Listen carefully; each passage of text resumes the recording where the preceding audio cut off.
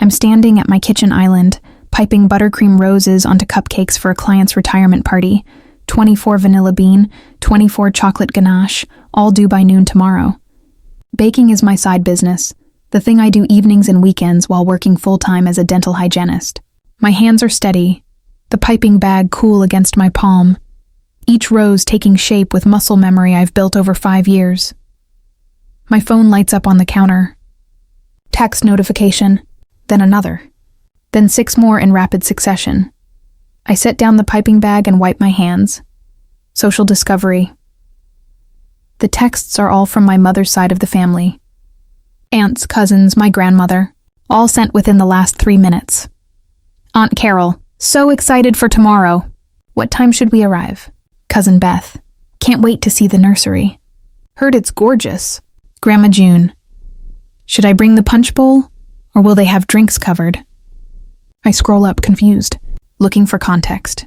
There, buried in the family group chat from 2 weeks ago, a message I somehow missed. Mom, Claire's baby shower is Sunday, May 14th at 2 p.m. Her place. Come celebrate baby Thompson. Claire, my sister, having a baby shower tomorrow that I wasn't told about. I keep scrolling. There are follow-up messages about gift registries, parking arrangements, menu planning. 37 messages over 2 weeks. Everyone participating. Everyone excited. Nobody noticed I never responded. Or they noticed and didn't care. I call my sister. It rings 4 times, then goes to voicemail. I call my mother. She answers immediately, voice bright. Sweetheart, are you calling about tomorrow? Do you need the address? I didn't know there was a baby shower tomorrow. A pause. It's been in the group chat for 2 weeks. I missed the original message. Nobody followed up. Well, you're always busy with your baking orders. We assumed you saw it. Her tone shifts, becomes careful. Are you planning to come?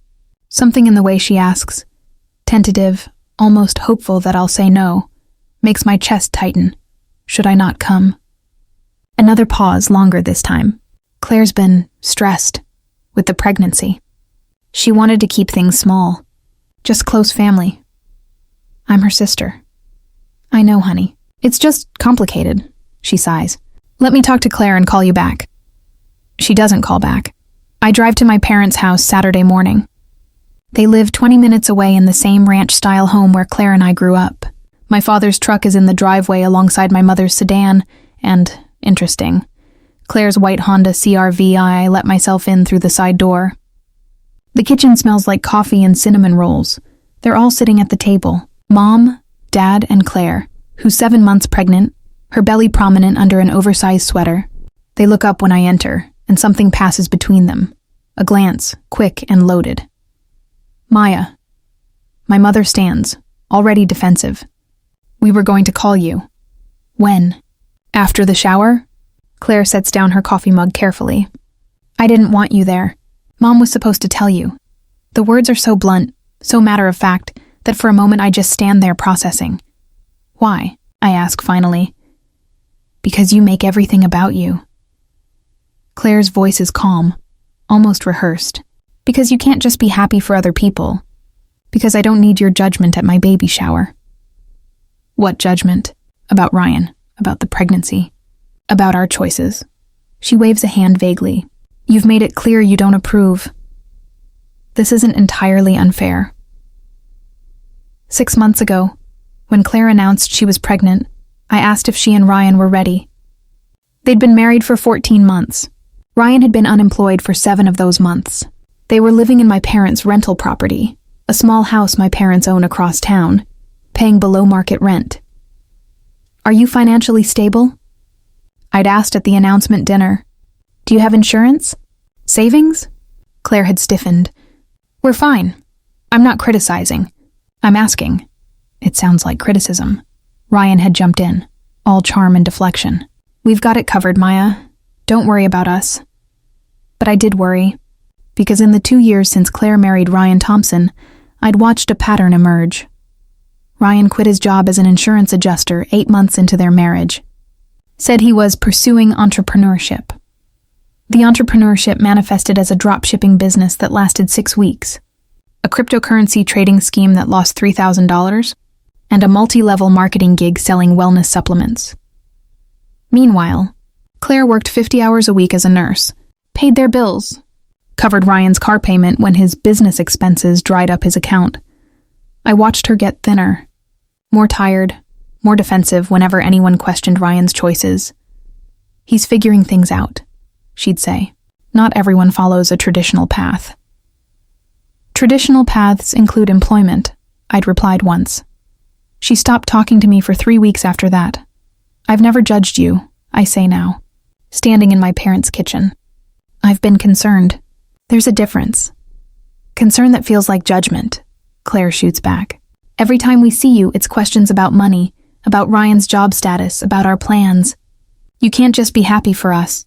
I want to be happy for you, but I also want you to be okay. We're fine. Are you?" I look at my father, who's been silent this entire time. "Dad, you're still covering their utilities, right?" His face tightens. "That's not your business. So yes," I turn back to Claire. "You're 7 months pregnant. Ryan's been unemployed for more than half your marriage. You're living in a rental property owned by our parents, who are subsidizing your life. And I'm not supposed to be concerned?" Claire stands abruptly, her chair scraping against the tile. "This is exactly why you're not invited tomorrow. Because you can't keep your opinions to yourself. Because you think you're better than us." "I don't think I'm better. You do. You've always thought you were smarter, more responsible, more together." Her voice cracks. "Well, congratulations, Maya. You're so successful with your dental hygienist job and your little cupcake business. Meanwhile, I'm building a family. I'm creating a life, and I don't need you there undermining it." I leave before I say something I'll regret. Sit in my car in their driveway for 10 minutes, hands gripping the steering wheel, trying to breathe through the tightness in my chest. My phone buzzes. Text from my mother. "That was harsh, but she's hormonal. Please don't make this bigger than it is. Just stay away from the shower and let her have her day." I don't respond. I don't go to the shower. Obviously. I spend Sunday finishing the retirement party cupcakes, delivering them, coming home to an empty apartment and a sink full of dishes. My phone is silent. No texts from the shower. No photos in the family group chat. At 6 p.m., my phone rings. It's Aunt Carol. "Maya, where's Ryan?" she asks without preamble. "I don't know." "Why would I know?" "He's not here. The shower started 4 hours ago and he never showed up. Claire's been calling him all afternoon. It goes straight to voicemail." Something cold settles in my stomach. "Have you checked his usual places?" "What usual places?" "The sports bar on Mitchell Street. His friend Travis's apartment. The poker room at the casino." A pause. "Why would we check those places?" "Because that's where Ryan goes when he's avoiding something." Aunt Carol puts me on speaker. I can hear the murmur of voices in the background. The shower winding down, guests lingering, everyone pretending everything's fine. "Maya," my mother's voice, tight and controlled. "Do you know where Ryan is?" "No, but I know he does this. Disappears when there's a family obligation he doesn't want to deal with. He did it at Christmas. He did it at Claire's birthday dinner. He had reasons. He always has reasons." I grip the phone tighter. "Has anyone checked your rental property? Is his truck there?" Background noise. Movement. Then my father's voice. "I'll drive by and check." 20 minutes later, my father calls back. "The truck's not here." "But the house?" "Maya, can you come over here?" "Why?" "Just come, please." I arrive at my parents' rental property, the house where Claire and Ryan live, to find my father standing on the front porch, the door open behind him. "What's wrong?" I ask, climbing the steps. He doesn't answer. Just gestures inside. The house is a disaster, not the normal mess of young married life. Something else, something systematic. The furniture is gone. The couch, the dining table, the TV stand, all missing. Empty indentations in the carpet where they used to sit. The kitchen cabinets are open, mostly bare. A few mismatched plates, some plastic cups, no appliances. I walk through to the bedroom. The bed is still there, probably too big to move easily, but the dressers are gone. The closet is half empty, all of Ryan's clothes missing. The nursery they'd been setting up, the one everyone was excited to see at the shower, is gutted. The crib is gone, the changing table, the rocking chair, The decorations Claire had spent weeks choosing, all gone. My father stands in the doorway, face pale. I don't understand. Where's their stuff? I pull out my phone and start taking photos. Every empty room, every missing piece of furniture, every stripped closet. He sold it, I say, my voice flat. Ryan sold everything. That's insane. Why would he? Because he needed money. Probably gambling debts. Maybe drugs. Maybe just because he could. I photograph the empty nursery, the ghost shapes on the carpet where baby furniture used to be, and then he left. I call Claire. She answers on the first ring, voice desperate. Did you find him? Is he okay? Claire, when did you last see Ryan? This morning. He said he had to run errands before the shower. Said he'd be back by 2 p.m. She's crying now. Where is he, Maya? When's the last time you were at the house? I've been staying at Mom and Dad's for the past week. The house needed deep cleaning before the shower, and I wanted to take photos today with all the guests. Why? I close my eyes. You need to come to the rental property now. What's wrong? Just come. Bring Mom. Claire arrives 20 minutes later with my mother. They walk through the front door and stop. My sister's face goes through several expressions: confusion, disbelief, horror, before settling on something blank and distant. No, she whispers. No, this isn't. Where's the furniture? Gone, I say quietly. All of it. The nursery? She's already moving toward the back bedroom. I follow. She stands in the empty nursery for a long moment, then sits down on the floor, her pregnant belly making the movement awkward, and starts to cry. Not loud, dramatic sobs. Just quiet, devastating tears that shake her shoulders. My mother sinks down beside her, pulling her close. Neither of them speak. I leave them there and start investigating. Check the garage. Empty except for some boxes of Claire's old college textbooks. Check the mailbox, stuffed with overdue bills. Credit cards in Ryan's name, a notice from a payday loan company, a letter from a collection agency. Check my phone, pull up the Facebook marketplace for our area and search furniture. There. Posted 6 hours ago. Moving sale. Complete living room set, $800. Dining table and chairs, $400. Baby nursery furniture, barely used, $1,200. The photos show Claire and Ryan's furniture, their couch, their dining table, the nursery set I helped Claire assemble 3 months ago. The seller's name, Travis Hendrick, Ryan's best friend. I screenshot everything and forward it to my father. Then I call Travis. He answers on the third ring, wary. Hello? This is Maya, Claire's sister. Where's Ryan? I don't know what you're talking about. You're selling his furniture on Facebook Marketplace. Either you know where he is, or you helped him disappear.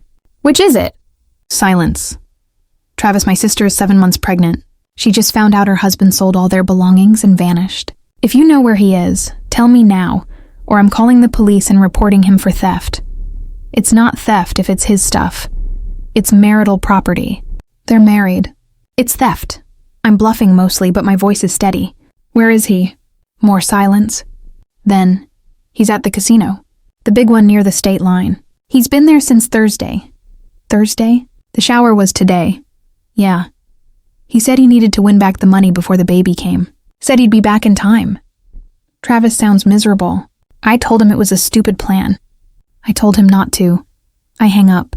I drive to the casino. It's 90 minutes away, across the state line, one of those sprawling complexes with hotels and restaurants and flashing lights visible from the highway. I text my father. Found him. The casino near the state line. I'm going to get him, Dad. Wait for me. I'm coming with you. No, stay with Claire. I'll handle this. I find Ryan in the poker room at 9:47 p.m. He's at a table with 4 other men, a pile of chips in front of him that looks substantial until you realize how much the minimum bet probably is. He sees me approaching and his face goes white. Maya, what are you... You missed your wife's baby shower. The other players glance up. Interested now. I was going to be there. I just got delayed. You've been here since Thursday. You sold all your furniture to fund a gambling binge, and you left your pregnant wife at a baby shower with no husband, no furniture, and no idea where you were. One of the other players whistles low. Dude. Ryan stands, grabbing his chips. We should talk about this in private. No, we're going to talk about it right here. I pull out my phone and show him the Facebook Marketplace screenshots. This is marital property. You can't sell it without Claire's consent. That's called theft. I needed the money. For what? Gambling? While your wife works 50-hour weeks to support you? My voice is calm, level, but every word is precise. How much have you lost? He doesn't answer. I turn to the dealer. How much has he lost tonight? The dealer looks uncomfortable but answers. About $4,000. And the rest of the weekend? I can't disclose. He sold a nursery set for $1,200. A living room set for $800. A dining set for $400. That's at least $2,400. Where's the rest? Ryan's jaw tightens. I borrowed from Travis. And some other people. I was going to pay them back when I won. You're not going to win. The house always wins. That's how casinos work. I screenshot his chip stack and text it to my father. How much total did you borrow? That's none of your business. How much? $8,000. His voice is barely audible. From various people. I was going to pay it back. I just needed one good run. I don't yell. Don't make a scene. Just look at him, this man my sister married. This man who's about to be a father, standing in a casino poker room while his pregnant wife cries in an empty nursery. Cash out, I say quietly. Maya, cash out now. We're leaving. You're going home to face Claire. I can't. If I leave now, you'll what? Lose more money you don't have? Destroy what's left of your marriage? Miss the birth of your child because you're chasing losses at a poker table? One of the other players clears his throat. Man, just go home to your wife. Ryan looks around the table, looks at his chips, looks at me. Then finally he nods. We drive back in separate cars. I don't trust him not to bolt. The whole way, I call my father with updates. He's cooperating? Dad asks, for now. Have you talked to Claire? She's not good, Maya. This might be the end of her marriage. That's her choice. But at least she'll make it with all the information. We arrive at the rental property at 11:30 p.m.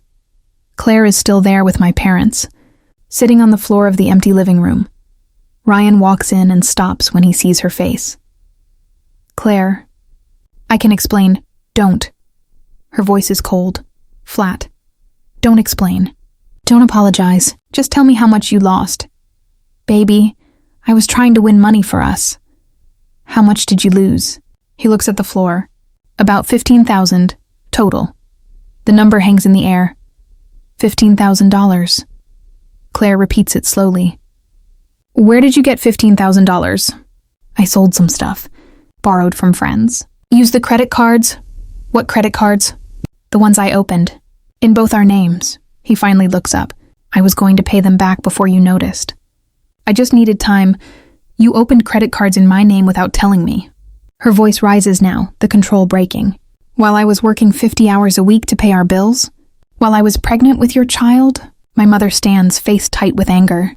Ryan, I think you should leave. This is between me and my wife. This is my property. My father cuts in. His voice is quiet, but there's steel underneath. And I'm telling you to leave. Now. Ryan looks at Claire. Baby, please. Let me fix this. She doesn't look at him, just stares at the empty space where their couch used to be. Leave, she whispers.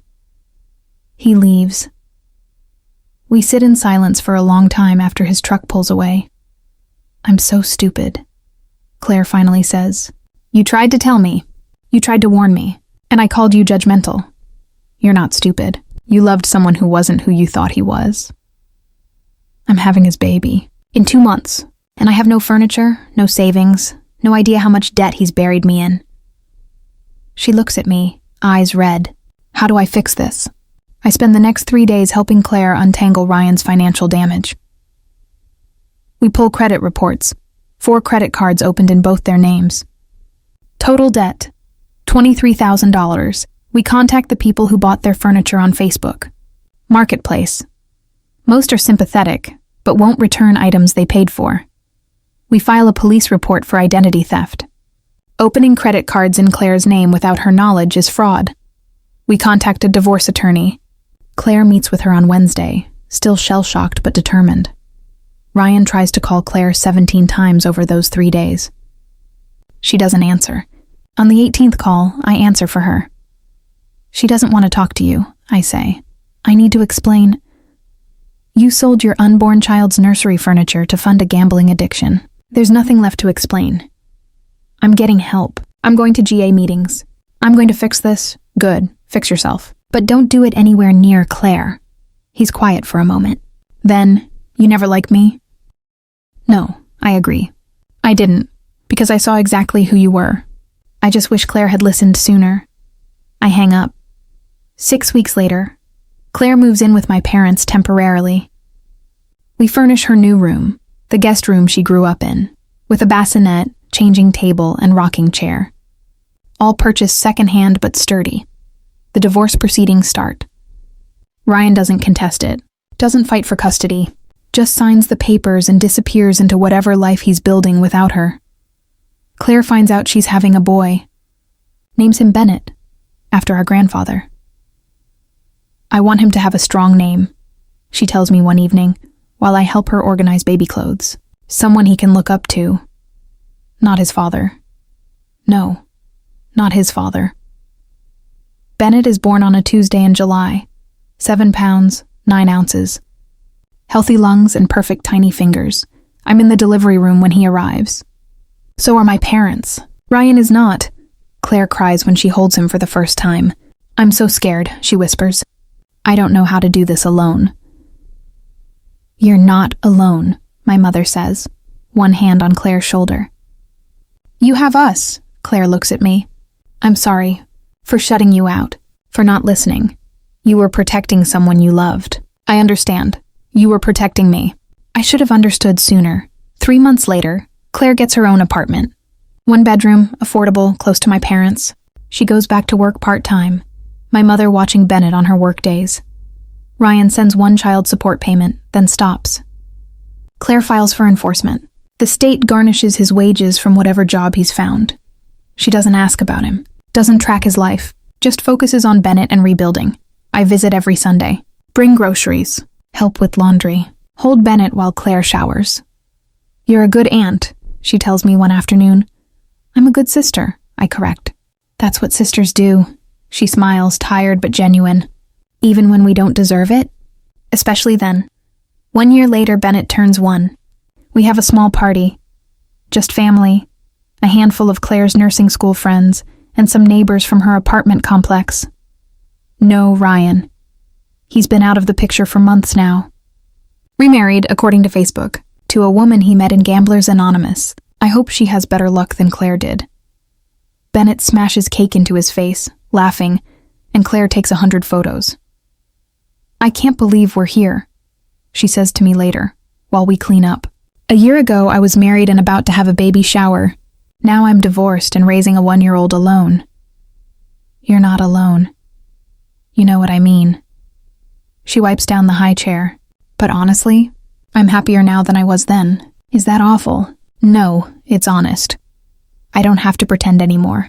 Don't have to defend choices I knew were wrong. Don't have to live in fear of the next crisis. She looks at Bennett, who's playing with wrapping paper on the floor. It's just us. And that's enough. Present day, I'm at my kitchen island again. Saturday afternoon, piping buttercream roses onto cupcakes, this time for Bennett's 2nd birthday party next weekend. My phone buzzes. Text from Claire. Bennett just said his first full sentence. Auntie Maya, bring cake? Already making them. Chocolate with vanilla buttercream. His favorite, you're the best. See you next weekend. Love you. Love you too. I think about the baby shower I wasn't invited to, about the empty nursery, about Claire sitting on that floor, crying, her whole life imploding. I think about how she pushed me away and I stayed anyway, how she didn't listen and I kept warning her, how she finally heard me when everything fell apart. Family isn't about being right. It's not about saying I told you so when predictions come true. It's about showing up, even when you're not invited, even when you're called judgmental, even when it would be easier to walk away and let people learn their own lessons. It's about holding space for someone to fall apart, then helping them rebuild. Claire and I are closer now than we were before Ryan, before the shower, before the disaster that broke her life open and forced her to see clearly. Sometimes breaking is the only way to heal properly. So here's my question for you. Have you ever been excluded for telling an uncomfortable truth? Have you ever been called judgmental for expressing legitimate concern? Have you ever been the family member who showed up anyway, even when you weren't wanted? Tell me in the comments. I read everyone. And if you want more stories about showing up, setting boundaries, and loving people through their worst decisions, hit that subscribe button. Next time, I'll tell you about the friend who borrowed $8,000 for emergency medical expenses and used it for a Brazilian butt lift. Spoiler, I got my money back. Eventually. See you then.